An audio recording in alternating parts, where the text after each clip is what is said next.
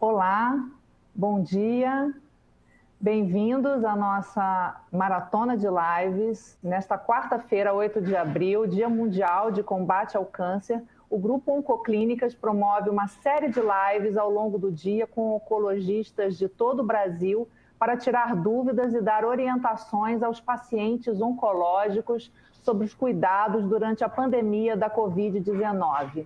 Participe e esclareça dúvidas. Eu sou Gisele Vitória e eu vou conversar agora com o Dr. Diocésio Alves Pinto de Andrade, do Grupo Oncoclínicas em Ribeirão Preto, no estado de São Paulo, e com a doutora Valéria Ribeiro Lopes, do Grupo Oncoclínicas em Uberlândia, Minas Gerais. Bom dia, doutor Diocésio, doutora Valéria. Bom dia. É um prazer estar aqui para esclarecer. Bom dia, estamos aí estreando a nossa maratona de lives com vocês.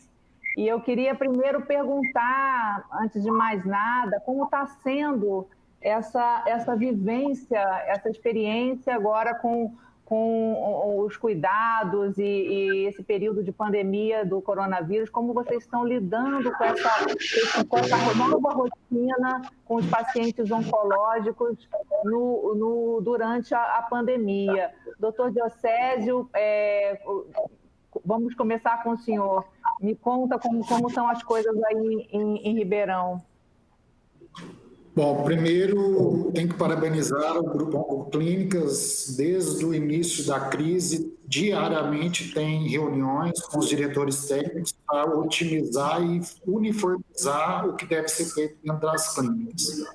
E lá no Norte, o que a gente fez foi manter os tratamentos dos pacientes sem quimioterapia, imunoterapia, aqueles que necessitam continuar o tratamento, e aqueles que fazem segmento, ou segmento de pacientes já curados ou que estão fazendo hormonioterapia, nós estamos fazendo atendimento à distância, seja por telemedicina, por telefone, para minimizar a aglomeração dentro da clínica. Com isso, aqueles que realmente têm necessidade de continuar o tratamento estão indo com mais proteção. Perfeito. Doutora Valéria, como está sendo a experiência aí pessoalmente em Uberlândia com seus pacientes e com os pacientes da clínica? Bom dia a todos. É um prazer enorme estar conversando sobre isso com os nossos pacientes e nossos amigos. Então, como o Diocésio colocou, eu acho que o comitê de enfrentamento formado pelo grupo merece realmente parabéns. Eu acho que a gente, estando dentro de um grupo organizado, essas questões uniformizadas, dá tanto mais segurança para os pacientes como para nós mesmos, como profissionais de saúde. Ter condutas uniformizadas, ter gente estudando o tempo todo, tomando as iniciativas, e para aumentar, inclusive, a segurança dos nossos pacientes.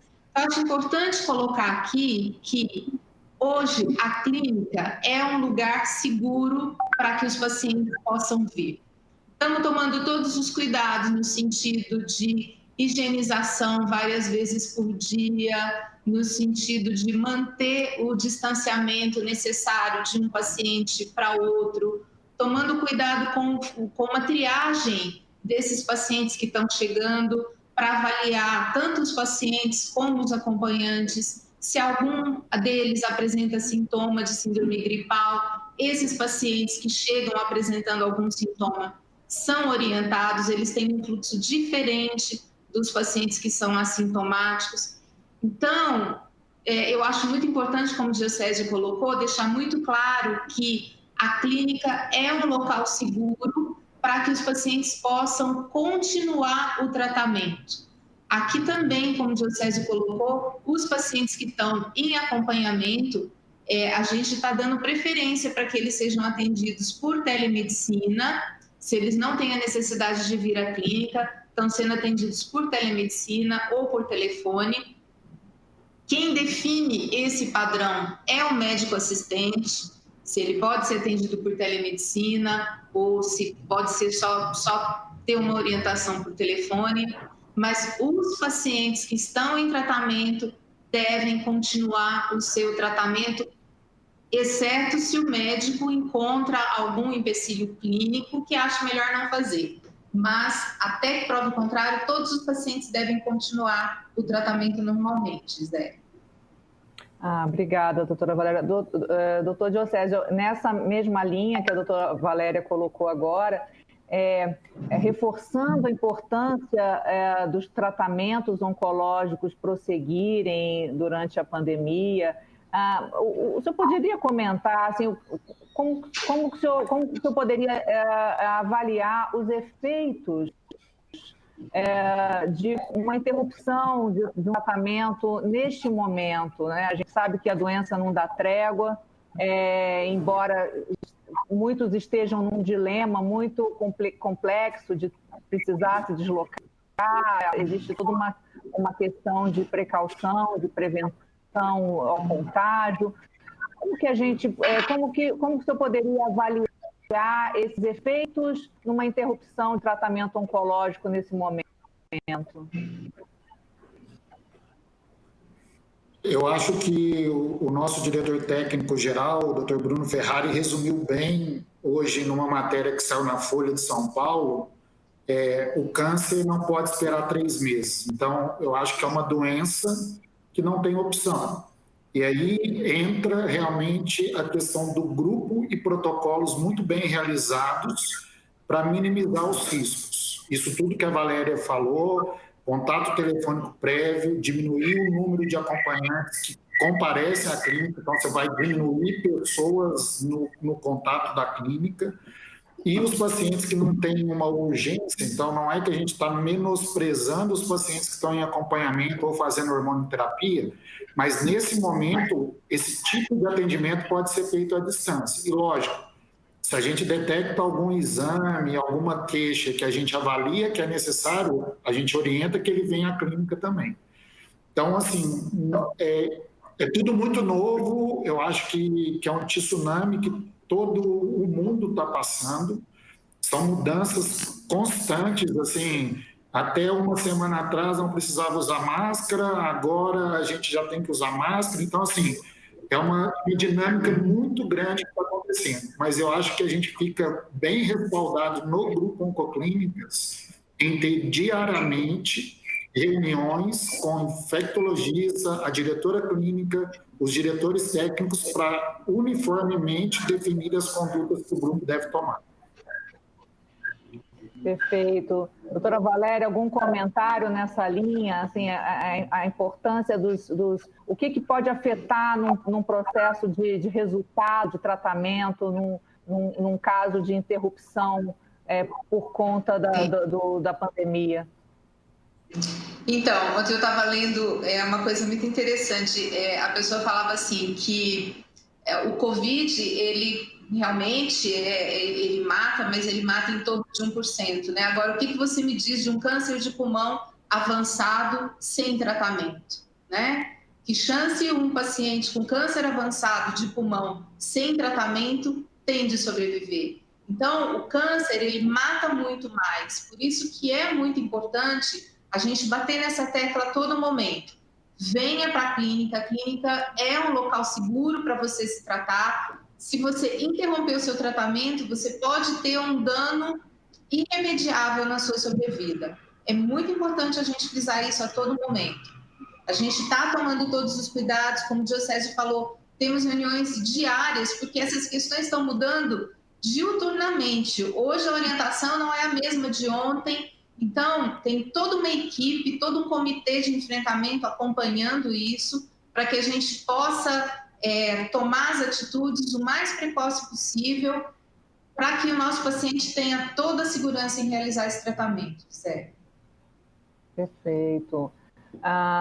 Seguindo nessa linha, na questão das precauções específicas que os pacientes em tratamento ativo podem ter, além do que já está sendo recomendado a toda a população, que cuidados específicos seria importante ressaltar, tanto para os pacientes como para os cuidadores, para os familiares, para as pessoas que estão em contato aí com os pacientes nesse período? doutor Diocésio? Assim, restringindo agora, então, o paciente oncológico em tratamento, no meu ponto de vista, o que a gente tem que frisar ainda mais, que a gente já fazia no nosso dia a dia, é a questão da febre decorrente do tratamento quimioterápico. Então, existe a terminologia na oncologia chamada neutropenia febril, que é quando baixa a imunidade do paciente em quimioterapia. E a gente vai se deparar com uma febre que pode não ser uma neutropenia febril. E as recomendações do paciente não oncológico é que, se só tiver febre e estar em um bom estado geral, esse paciente não necessariamente precisa ir a um pronto atendimento para ser avaliado. Então, se ele não tem queixa respiratória e outros sintomas. Mas eu acho que é fundamental para o paciente oncológico ser explicado que ele é diferente. Obrigatoriamente, a urgência do tratamento de quimioterapia, se ele vier apresentar febre de alguma maneira, e aí a maneira que a gente tem feito ao invés de mandar para o pronto atendimento, eventualmente conseguir que algum laboratório nos proporcione esse resultado, para a gente conseguir diferenciar se é uma febre decorrente da quimioterapia ou se pode ser uma febre de uma outra infecção, e aí o paciente entraria no fluxograma. Então, acho que a particularidade maior do paciente oncológico, a meu ver, é essa orientação detalhada sobre o febre. Perfeito. Doutora Valéria, né, nesse sentido, como distinguir os sintomas? Assim, o ideal é que o cólico seja frequente, né? Qual seria a sua avaliação? Então, o paciente oncológico, pelo fato dele ser um paciente imunodeprimido, de novo, todos os cuidados que a população geral tem que ter, o paciente oncológico tem que ter esse cuidado redobrado, né? Então, cuidado com a higienização dos locais, com a higienização das mãos, não ter contato absolutamente com pessoas que estejam apresentando sintomas de gripe ou de resfriado, e realmente, assim, vai ficar um pouco complicado para o próprio paciente fazer essa diferenciação. Então, se o paciente apareceu com uma febre ou com uma queda muito importante no estado geral, sensação de cansaço, sensação de fraqueza, ele não pode ficar em casa esperando passar. Ele deve entrar em contato com a unidade e receber a orientação do médico assistente. Tá? A gente não sabe a origem dessa febre, pode, como o Diocésio bem colocou, pode ser a origem de uma neutropenia febril ou pode ser sintoma de alguma outra infecção, assim como a queda no estado geral, a fraqueza muito acentuada. Ela pode ser sintoma da quimioterapia ou pode ser sintoma de alguma outra infecção que o paciente está apresentando naquele momento. Então, nesse momento, o paciente oncológico tem uma orientação um pouquinho diferente da população em geral. O ideal é procurar contato com o seu médico assistente. Perfeito, perfeito. Começaram a chegar já algumas perguntas. Temos aqui uma pergunta do Luiz. Vou perguntar para o doutor Diocésio. O Luiz pergunta o que já se sabe sobre imunoterapia e Covid-19, assim, como que os impactos do Covid-19 eventualmente num diagnóstico em alguém que está fazendo imunoterapia. Imagino que ele esteja, né, fazendo esse tratamento. Doutor Diocésio, o que você diria? Assim, é uma doença nova para todo mundo. A literatura está sendo publicada dia após dia, né? Nem semana após semana, tanto que as maiores revistas estão abertas relacionadas a esse tema. E especificamente com a imunoterapia, não tem uma análise, porque as análises são muito pequenas nos casos até então relatados de paciente oncológico. Então, assim, não existe uma recomendação de mudança no tratamento do paciente realizando imuno ou quimioterapia. A essência dela seria estimular o próprio sistema imune, não quer dizer que esse estímulo ao sistema imune vai ajudar, eventualmente, no combate do Covid, o sistema imune é extremamente complexo, não é a mesma célula que é estimulada que pode combater o Covid. Mas não tem nenhuma evidência de atraso ou mudança no tratamento de imunoterapia que o paciente esteja fazendo no momento. Perfeito. Dentro dessa mesma, quer dizer, ele pergunta especificamente sobre imunoterapia, né? Mas eu queria perguntar, Valéria, assim, no caso de um diagnóstico de coronavírus, num paciente que está fazendo qualquer tratamento oncológico, seja quimioterapia, radioterapia, imunoterapia, qual seria a conduta num caso de diagnóstico confirmado de Covid-19? Bom, se o paciente oncológico em tratamento, ele foi confirmado, testou positivo para Covid-19, esse paciente ele realmente deve ter um acompanhamento mais estreito, tá? Alguns pacientes também relacionados à idade, a tabagismo, esses pacientes, eles podem apresentar um curso mais crítico da doença. Então, o indicado é que ele tenha um acompanhamento mais precoce e mais estreito do que a população em geral, Gisele. Ele deve ser acompanhado bem de perto pelo profissional de saúde, pelo médico. Perfeito. Quer dizer, o contato, as decisões vão ser tomadas caso a caso, então, assim, dependendo da evolução da infecção. Dependendo da evolução. Enfim, da gravidade, do grau de evolução. Dependendo de como esse paciente evoluir, dependendo de comorbidade que ele tiver também, idade, todos os outros fatores vão influenciar também, além do fato dele ser um paciente imunodeprimido. Perfeito. Doutor Diocésio, o senhor teria algo a acrescentar nesse sentido aí no caso de diagnóstico da Covid-19, como seria a conduta? Assim, o paciente estando em tratamento, ele vai ter que interromper momentaneamente naquele período, igual como qualquer pessoa que tem um Covid, a espécie de quarentena dos 14 dias, e na verdade pode ser maior esse tempo. A gente vai ter que avaliar muito bem a necessidade de internação hospitalar ou não, e eventualmente para o paciente oncológico, talvez o cuidado vai ser redobrado e a gente pode até indicar mais internação do que o necessário, então, para ter um acompanhamento mais de perto.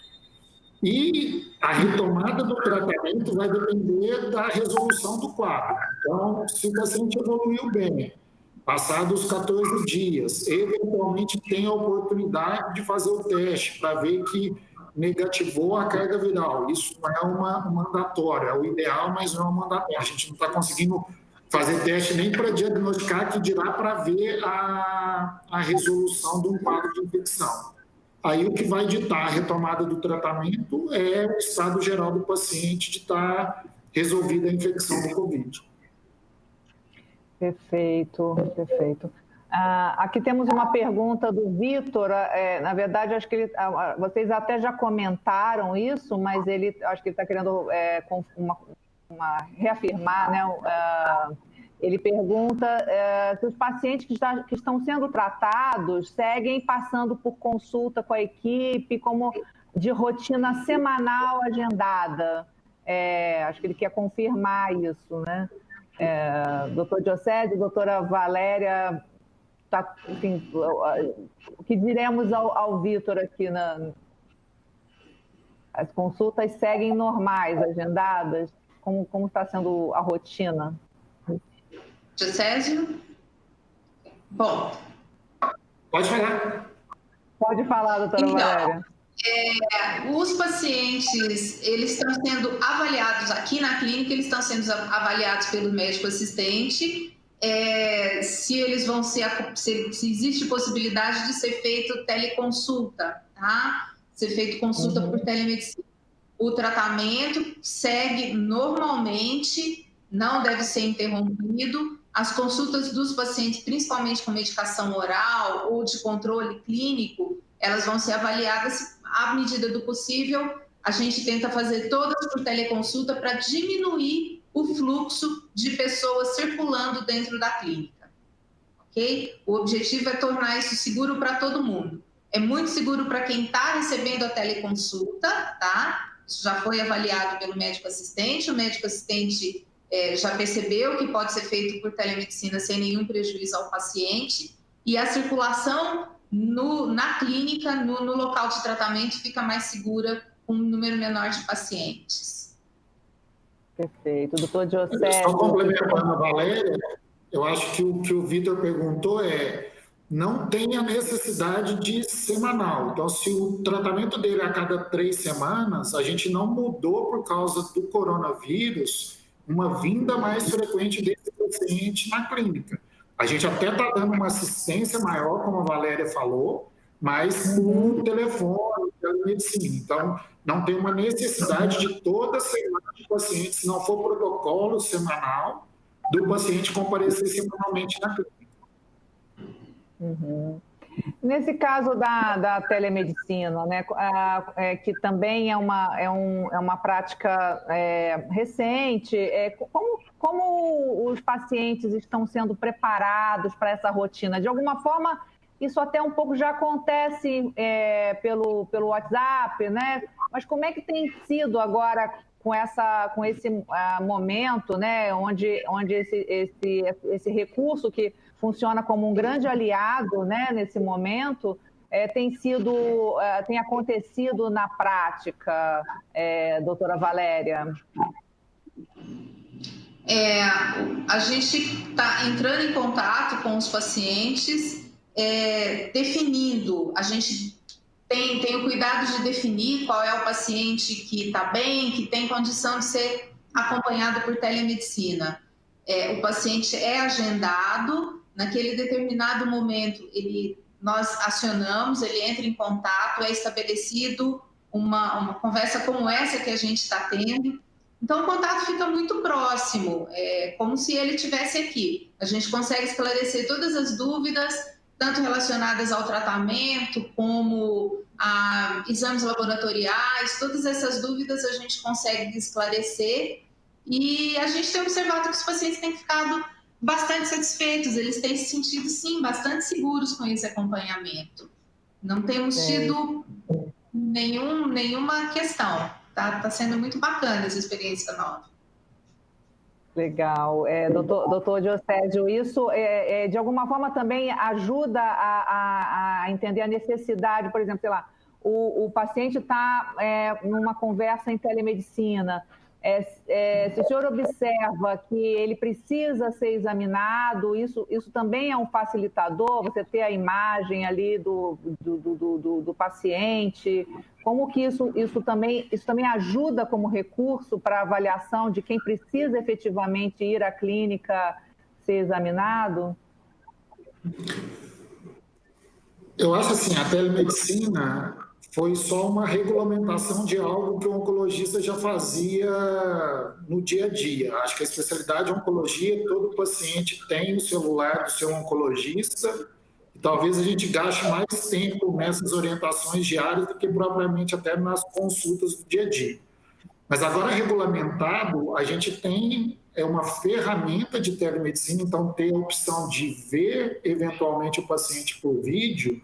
E, lógico, além do conversar, que era o que a gente fazia por telefone, o visualmente ver a aparência, tudo isso sim ajuda o médico a avaliar se aquele paciente está debilitado mais ou menos, que tem a necessidade de vir para a clínica. Então, é uma ferramenta que acrescenta naquilo que o oncologista já fazia diariamente. A vida do oncologista já tinha essa ferramenta indireta no manejo do paciente.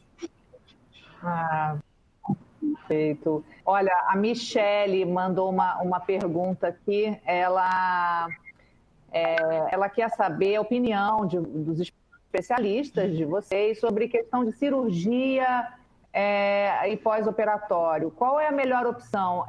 Antecipar, postergar, adiar a cirurgia? Doutora Valéria, o que a senhora diria, Michele? Então, de novo, essas condutas têm que ser tomadas caso a caso. De novo, a gente vai colocar: o câncer não espera, tá? Então, se um paciente tem um diagnóstico de uma neoplasia, de um câncer, um tumor maligno, essa cirurgia não é considerada uma cirurgia eletiva, tá? Porque a gente está ouvindo muito falar que todas as cirurgias eletivas estão suspensas, né? Bom, a cirurgia oncológica, ela não é uma cirurgia eletiva. Ela é uma cirurgia, o tratamento é totalmente tempo dependente. Quanto mais eu adio o tratamento, mais complicações eu posso ter. Então, de novo, essas questões devem ser tratadas pontualmente com o médico que está acompanhando o caso. Em alguns momentos, eu vou poder adiar, em alguns momentos, eu vou até poder estabelecer, por exemplo, uma quimioterapia antes do tratamento cirúrgico. Algumas doenças me permitem que eu faça isso. Controle primeiro com quimioterapia, para depois o paciente ir para a cirurgia.